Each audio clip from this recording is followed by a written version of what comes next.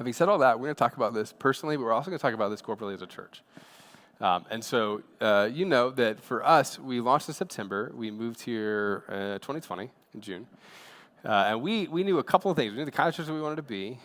Everything shifted with COVID, so we didn't know exactly what we were doing, but we knew the Facebook cold call thing was working, and then we ended up meeting a co-hatch, another co-hatch, every hotel in Dublin, which has been amazing. So if you've been with us on this journey, like John has been to probably 3 hotels with us, which is great. Like, we've had all of these sorts of moments along the way.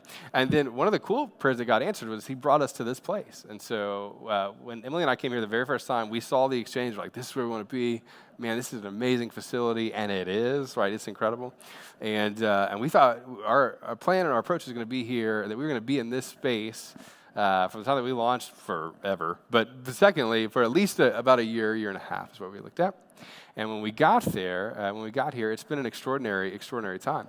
And Kristen, who's kind of like our liaison to Cameron Mitchell, has been extraordinary. Some of you today, you need to meet our friend Tom. Tom works here.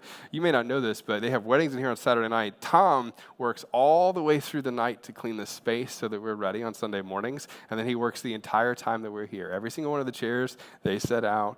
They get this stuff ready. And it's been amazing. But back in December, I was in Texas. And while I was in Texas, I was at this it was like a leadership conference kind of thing. And we found out while we were there that because of like just the financial side of this and some businesses they had lost and all this sort of thing, that we weren't going to be able to continue here beyond March of this year. And that was like, I don't know about you, but you probably take news better than I do. I took a walk. I turned on Eminem. I'm just kidding. I did all these sort of things. Like, oh my gosh, I called Emily and Ryan and some mentors that we had. And it was just a tough thing. And it wasn't this is what's hard. I think I would have probably felt better if there was tension or there wasn't. They were like, you guys have been amazing. We love having you here. It's a financial thing where the price was just going to be outside of what we could do. And so when we discovered that, we did a couple of things after I listened to that song, and we just walked around, and I talked to Ryan, and we began to pray, because there was something that we couldn't forcefully happen on our own. And the other part of our story is we've looked at a ton of venues in this area, and it's just hard to find space in Dublin.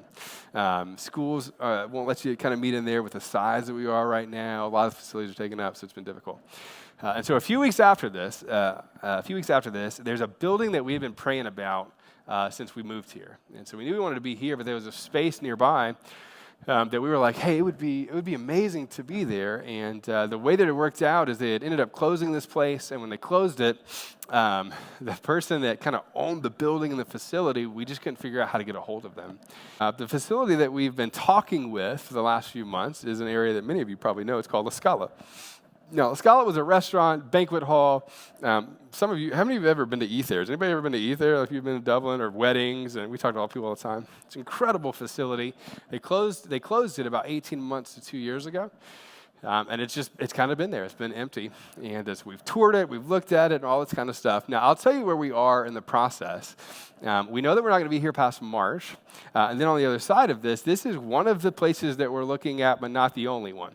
And so today, we had planned on telling you about this. And I had this whole talk prepared. We're going to give you this whole deal. We're going to tell you that we weren't going to be here. We were trying to figure out where we were going. And then on Friday, this article got posted and then emailed to pretty much all of Columbus, which I think is funny. Nuvo Church to take over former La Scala site. And Ryan called me Friday afternoon. He's like, hey, he goes, I think you're going to have to talk about La Scala on Sunday. I was like, really? We got it? He goes, no. But there's an article, and I was like, oh, great. And so I got texts from you, many of you, and he's like, hey, what is this? This is cool. I was talking to somebody that attends our church. She was just out, she was working with somebody else, and they go, oh, you moved here to plant a church. Great. She goes, the one that's taken over La Scala? I was like, that happened in an hour and a half. You know what I mean?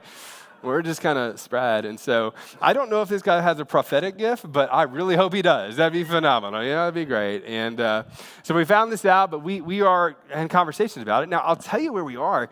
We don't know if we're going to get it. There's a lot of things to kind of walk through and figure out with the city and zoning and buildings and all of these kinds of things that I don't fully grasp. Ryan's been leading the way on a lot of the ways that we're looking at it and approaching it. We have a few business leaders that attend our church that are helping us think about it as well. And we have people outside of the community that are trying to help us navigate it. Now, for us, though, we know that we're out of here at the end of March. That's the plan right now. La Scala is one of the several places that we're looking at. So we might end up at a movie theater, or we might end up at another lease space, or we might be portable and convince all the schools to let us go into a school. I don't know. We're not 100% sure, which means that we're kind of living in this interesting season of the middle ground uncertainty. We're trying to navigate what that is. And so I'll tell you, when it comes to this sort of thing, what we wanted to do is we wanted to let you know what's kind of happening.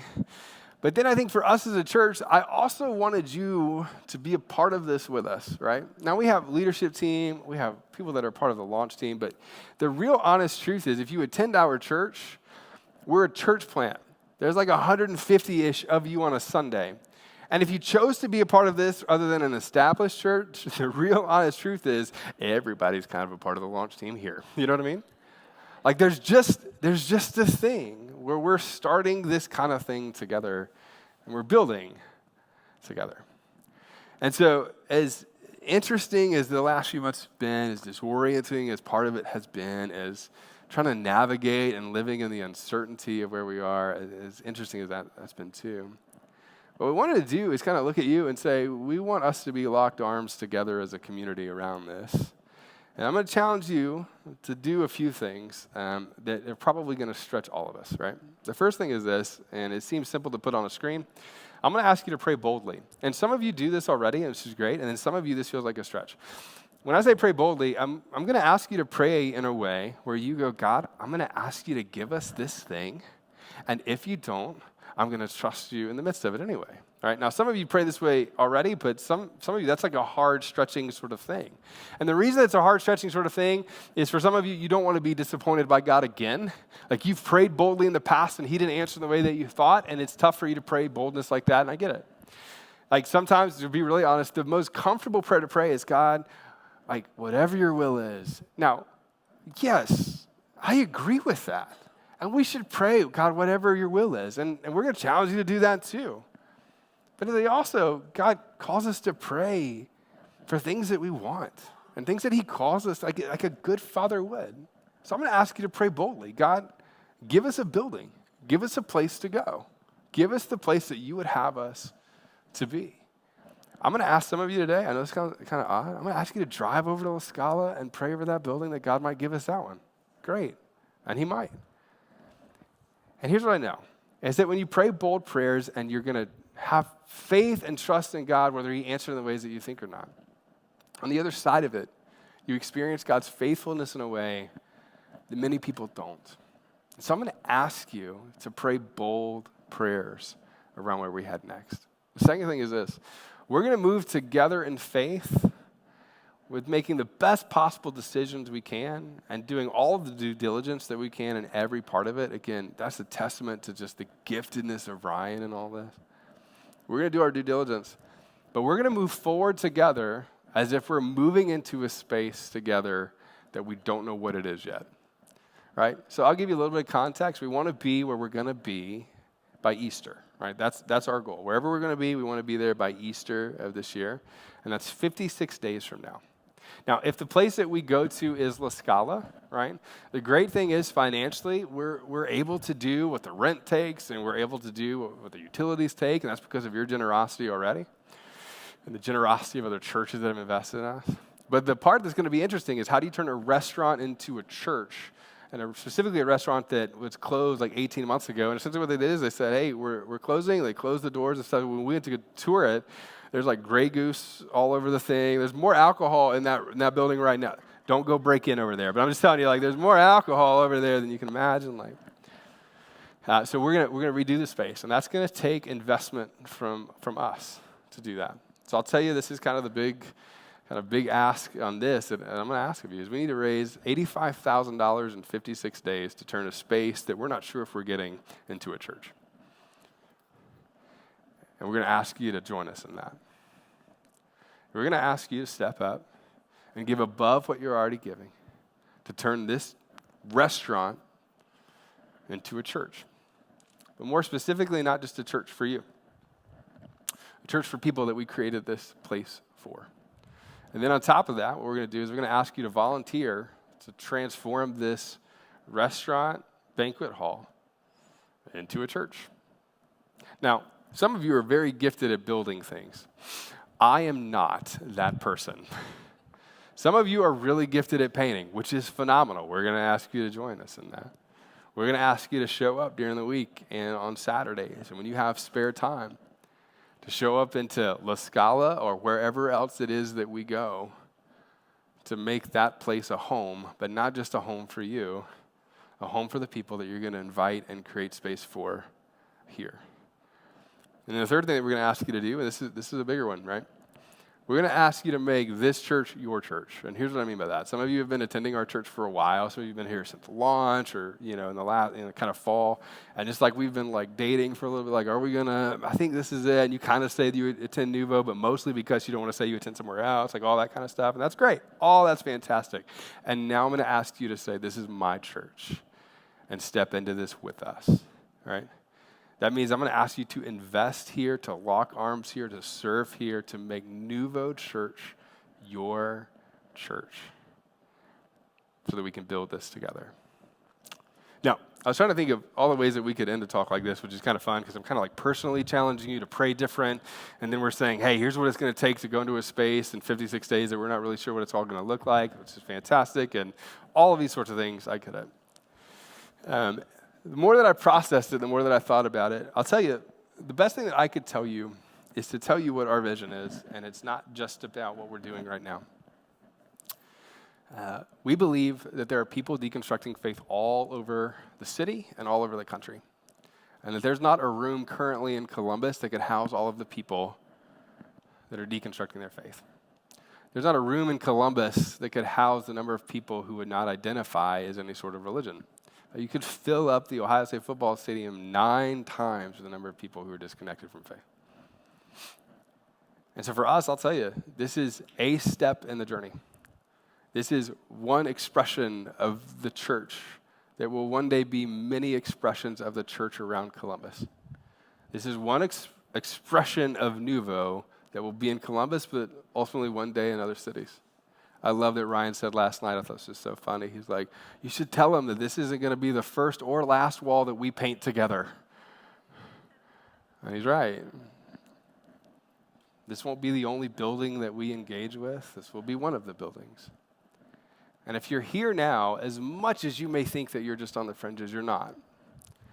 Because a year from now, there's going to be somebody that starts attending our church, and they tell a story about how they experience God here, and that they come to faith, and God heals their family. All these sorts of things are going to happen. And what they're going to do, and they say versions of this all the time. People say this. They'll say, I just want to thank Nuvo. I'm so grateful for Nuvo. You're going to hear this kind of language all the time. Nuvo is just a great place. Da, da, da, da.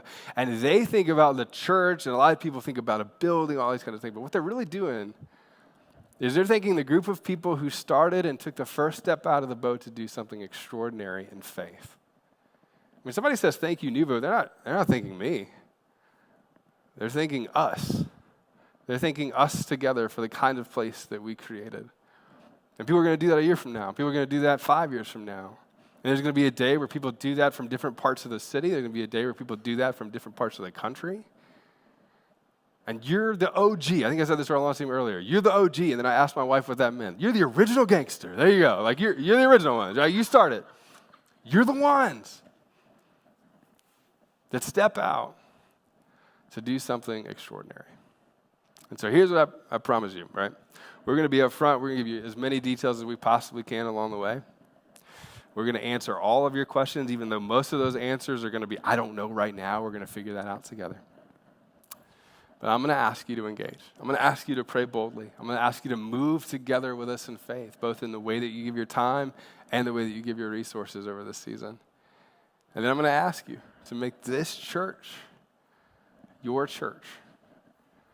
And then we'll build this thing together. Now, the last thing I want to say, and the band, you guys can go ahead and come on up. Last thing I want to say is this. Whenever there's uncertainty, I think the best thing that we can do is be really clear with you about where we are and what's going on. At any point in this process, I want you to text me personally and ask your questions. And I also want you to text me personally and tell me that you're in. I do. If you're in with us and you're locking arms with us, I want you to tell me. Just put your name. If you're like, hey, I'm not sure if I'm in, but I'm thinking about it, great. Tell me that too. I want you to tell me. If you're like, hey, you know what? I don't know what we can do financially yet. Give me a week. Great. That's great. That's my actual cell phone number. I want you to text me, and I want us to be in on this together. As we move forward, I don't know exactly what everything is going to happen in the next 56 days, but I know at day 57, the group of people in this room and the group of people that are part of our church will be able to tell a story of God's faithfulness that we'll be able to tell our kids and that our kids will see, that you'll experience and the people that you invite will see. I think God's going to stretch you in a corporate way as a church, not just for us, but to stretch you personally for other things that he's going to call you out on the boat on. So here's what I'm going to ask you to do. I'm going to ask you to stand up real quick. We're going to end with a song that Fatima is going to lead us in. And this is a big deal for us. We love this song. We've done it before. The song that we're going to do is called Goodness of God. When we announced that we were going to our church in Michigan, that we were going to start Nuvo, uncertainty started the next day for us. Some of you know the story, but my daughter Eleanor had a weird blood test come back. There was a few months they thought she had leukemia. So we went through the first few months of this. Thinking about that. And, sorry. Fatima, I was on a roll. I was going to hand it off to you so well. It was good. And my wife Emily talked about this song. This is a song that we kept kind of singing together. And she's fine, by the way. She's good. They told us it was like a 1 in a million computer error blood test. I was like, I feel like we should have solved that by now. I don't know. Like, it felt like, like we went to the moon. Elon did it. I don't know. And we would just sing this song together on repeat in the car. And what it does, it talks about the goodness of God in every season of our lives, but specifically the faithfulness of God and the uncertainty of what we experience. So as Fatima leads us in this, I'm going to ask you to sing this as a prayer for our church. And I'm going to ask you to sing this as a prayer for you. And the things that you carry, the things that you feel, the things that you feel uncertain about. And there's something about a group of people kind of saying out loud the truth of God that unites us in a powerful way and reminds us that it's not up to you, that God is present within all of it. Let's sing this together.